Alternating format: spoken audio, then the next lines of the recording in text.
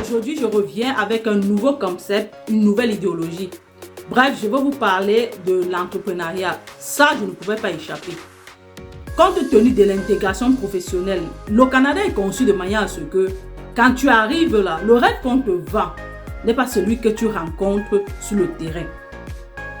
Le premier boulot que tu obtiens ici, il ne te permet que de payer ton loyer, l'électricité, la ration alimentaire, Internet.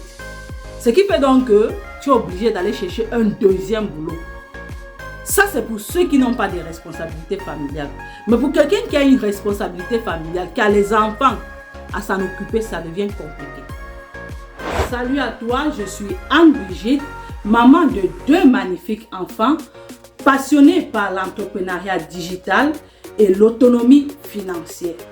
Je suis analyste en cybersécurité, opératrice en informatique et résidente au Canada depuis plus de 5 ans. Oui, bien évidemment, c'est pas facile, c'est vraiment compliqué. Pour quelqu'un qui a des responsabilités familiales, pour quelqu'un qui a des enfants en bas âge, ça devient compliqué même d'obtenir un travail à temps plein. À temps plein. Donc, ce que les femmes font souvent, c'est que la plupart se lancent dans l'entrepreneuriat. D'autres font du télétravail. Pourquoi? Parce qu'il y a un challenge au niveau des congés, des vacances des enfants là. Si tu n'as pas déjà une stabilité au niveau de ton travail là, c'est compliqué. Ce qui fait donc que plus tu as de l'ancienneté, plus tu as des avantages de faire des demandes de congés ou des demandes d'absence sans solde qui te permet pendant cette période-là de t'en occuper de tes enfants. Raison pour laquelle j'ai décidé de créer mon entreprise Annie Digital pour vous parler du marketing digital. Je vais vous laisser le lien dans la description de cette vidéo. Et en parlant de mes challenges, j'aimerais aussi vous partager l'un de mes big challenges ici au niveau de l'intégration professionnelle. Quand je cherchais encore la stabilité professionnelle, là, pendant que je cherchais la stabilité professionnelle, j'avais aussi fait ma demande pour faire du Uber. Ça a été l'une de mes plus belles expériences. Bon, je l'ai fait. Ça m'a aidé, ça m'a beaucoup aidé, surtout au niveau des routes de Montréal. Je ne connaissais pas beaucoup de routes. Le seul trajet que je maîtrisais beaucoup, c'était aller faire les courses, garderie, boulot, maison, c'était tout ça. Mais avec Uber, j'ai beaucoup appris.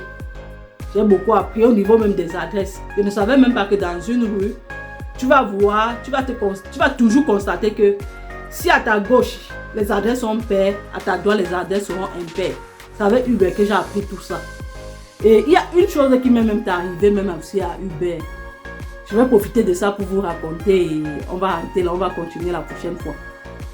Un jour, je m'avais effectué les livraisons. Je vais effectuer la livraison. J'effectue bien ma livraison, j'arrive à destination. C'est un très grand immeuble. J'entre. J'appuie sur l'ascenseur, je monte, je dépose le colis, je filme comme on a l'habitude de le faire. Bon, le détail que je n'avais pas remarqué, c'était quoi? Là où je suis entrée, je n'avais pas remarqué l'endroit où j'étais entrée. Je ne sais pas à quel niveau j'étais entrée, mais c'est que j'avais pris l'ascenseur et je suis montée. Maintenant, il me faut descendre. Je ne sais pas jusqu'à quel niveau je vais descendre. Moi, je descends, j'appuie sur RC, rez-de-chaussée. J'appuie sur RC. Il y a plusieurs RC. Moi, j'ai appuyé sur RC et je descends.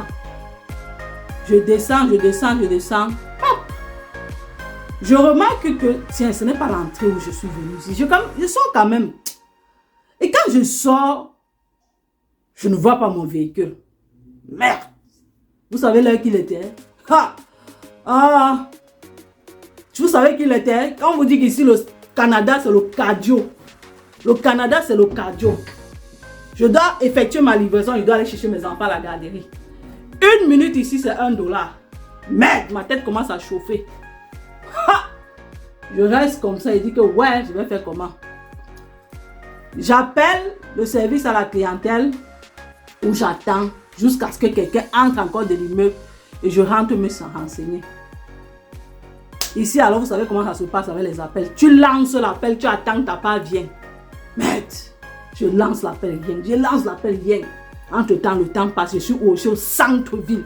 Je dois me rendre de l'autre côté de la ville pour aller chercher mes enfants au service de garde. Waouh! Je reste comme ça là, ma tête dijonne. Merde! Je reste. Je monte, je descends. J'essaie de voir si je peux même contourner et aller trouver mon véhicule. Il n'y a pas moyen. Je rentre, pas rester à côté de l'immeuble. Comme je m'avais resté à côté de l'immeuble comme ça, c'est là où je vois un jeune qui vit avec un gros chien. Il entre dans l'immeuble. Je lui dis bonjour. Je lui dis je fais de Uber. Mais tout ce que je sais, c'est que je ne suis pas entré par ici. Mais je suis sorti par là. Je vais sortir là où je vais trouver mon véhicule. Je ne sais pas s'il y a plusieurs entrées et de sorties. Mais tout ce que je veux, c'est que montre-moi là où je vais trouver mon véhicule. Il me dit qu'il sait. Qu'il y a 2 sorties ici. Et il va me montrer. C'est comme ça que j'entre avec lui. On prend l'ascenseur. Et effectivement, je n'avais pas bien regardé. Il y avait REC et il y avait REC 1. Il appuie donc maintenant REC 1. C'est là où j'appuie le bouton. Je sors. Je vais récupérer mon véhicule. Je dis que yes. Le Canada, non. Si on t'explique le Canada et que tu dis que tu as compris le Canada, c'est qu'on ne t'a pas bien expliqué. Il faudrait arriver ici au Canada, vivre la réalité et dire que oui, je suis au Canada. On se voit à la prochaine vidéo.